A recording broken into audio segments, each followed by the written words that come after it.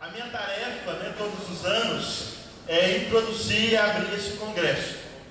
E eu sempre gosto de abrir um congresso Só Deus Basta, introduzindo alguém que para nós é muito caro, é muito precioso, é muito preciosa, né? E gostaria de partilhar um pouco com vocês sobre Santa Teresa de Ávila. Por quê? O nome do congresso, todos já devem conhecer, Só Deus Basta, um grande poema de Santa Teresa de Ávila. E para nós em especial, nesse congresso, onde iremos trabalhar as novas comunidades, com uma nova forma de vida consagrada, nós colocamos Santa Teresa como um pano de fundo desse congresso. Como um pano de fundo, aquela que vai permear,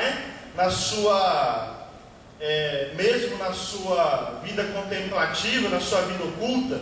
E aqui nesse congresso também, ela nos bastidores, vai ser para nós o pano de fundo desse congresso.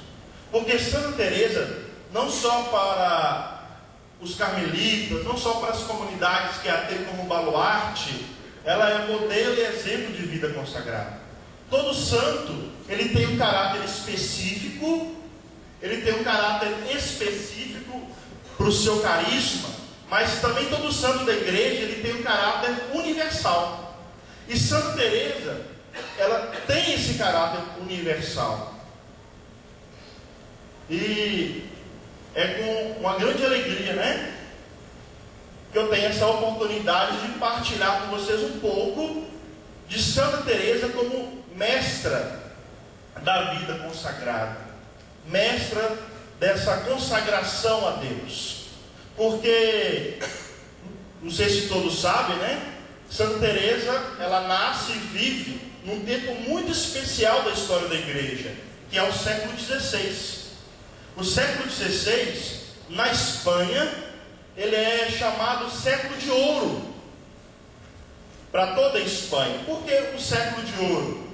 Porque a Espanha estava de vento em popa, com as suas navegações, descobrindo a América. E a Espanha estava alvoroçada com essa descoberta, com as riquezas que ela trazia da América. Então, a sociedade espanhola, no século XVI, ela estava efervescente. Não somente por essa situação das descobertas marítimas, a descoberta das Índias, mas também pelo momento em que a igreja estava passando nesse tempo. Se todos se lembram, o século XVI é marcado pela Reforma Protestante.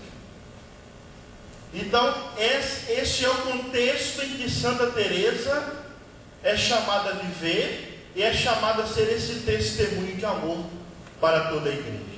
Uma Espanha que estava encantada com o novo mundo e uma igreja que estava um pouco atônita, um pouco acuada, sem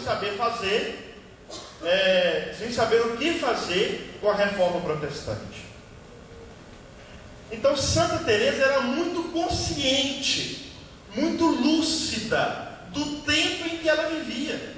Ela tinha total consciência daquilo que a Espanha estava vivendo e daquilo que a Igreja Católica estava vivendo. Então esse é o grande panorama social, religioso, em que Santa Teresa se encontra. E Santa Teresa, em 1535, mais ou menos, aos 20 anos de idade, ela entra para o Carmelo Calçado. Não por vocação. Santa Teresa não tinha vocação para a vida consagrada. Porque ela entra para o Carmelo porque não havia muita opção de vida. E ela falava que ela não queria casar, não queria morrer de tanto ter filho. E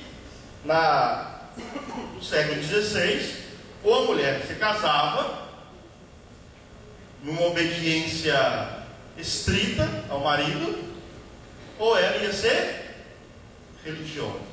Então ela fez, por falta de vocação, por falta de opção, ela entra no Carmelo Calçado.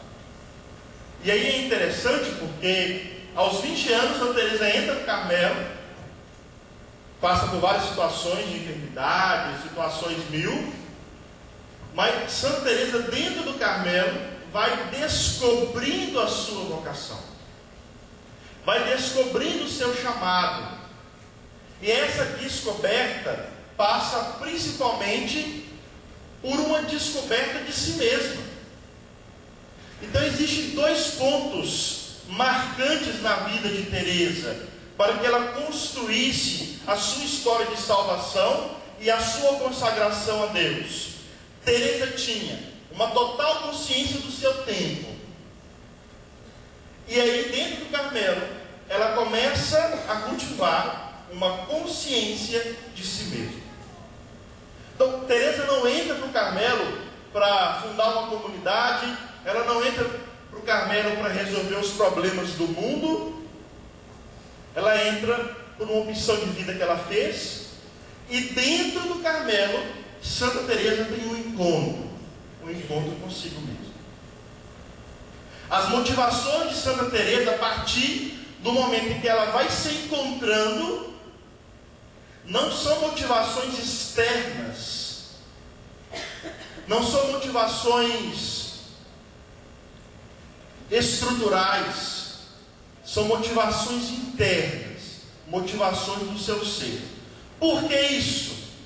Porque na sua autobiografia, Teresa vai colocar para nós quem ela era.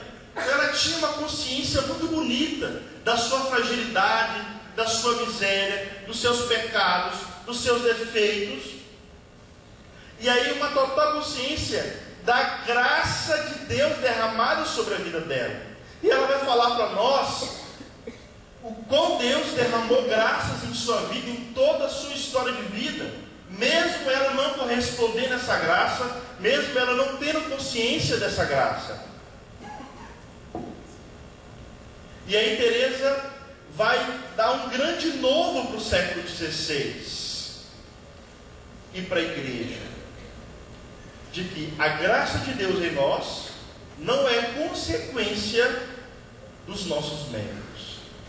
Porque muitos místicos contemporâneos de Teresa pregavam e ensinavam o conhecimento de Deus, o encontro com Deus por méritos pessoais, de jejum, de ascese, de uma vida estrita, de uma vida toda rigorosa. E aí Teresa vai inverter os papéis. Primeiro vem a graça, depois vem as virtudes. Não é a virtude que me capacita, que me credencia para receber a graça de Deus, mas é a graça de Deus que vem em mim e me capacita a exercer as virtudes. Esse é o grande ensinamento de Teresa. E isso ela vai descobrindo, gente, com muita dureza, com muita consciência das suas misérias. E aí Teresa, por muitos anos dentro do Carmelo, ela tem uma vida consagrada medíocre, uma vida mediana, sem pecados graves, mas sem grandes virtudes. Ela mesma fala, por anos vivi nessa mediocridade, até o momento que ela tem um encontro, em primeiro lugar com um livro chamado O Abecedário de Francisco de Osuna, um grande livro de oração, e depois o seu grande encontro, a sua grande conversão, que se deu aos 39 anos de idade, após quase 20 anos de vida conventual, de vida consagrada. Santa Teresa, diante de uma imagem de Jesus chagado, atado à coluna, ela tem a sua grande conversão, ela tem o seu grande encontro com Deus, e a partir daí ela começa um grande aprofundamento, um grande encontro, uma grande experiência com Cristo Jesus, E a cada tempo da sua vida ali, a cada momento da sua história, ela vai aprofundando essa experiência de encontro com Cristo. E começa a trabalhar esse encontro com Jesus numa vida de oração.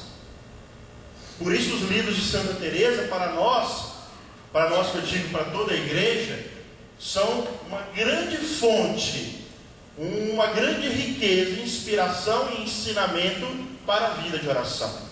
Porque Teresa não propôs uma teoria, ela simplesmente expressou a sua vivência, a sua experiência de Deus, o seu encontro com Jesus, que agora ela o chamava de amigo, de alguém próximo. Isso para nós hoje talvez seja muito simples e muito óbvio, né? Jesus é meu Senhor, mas eu sei que Jesus também é um companheiro, um amigo. Mas isso para o tempo de Teresa foi um escândalo, foi algo revolucionário, chamar Jesus de amigo. E aí Teresa começa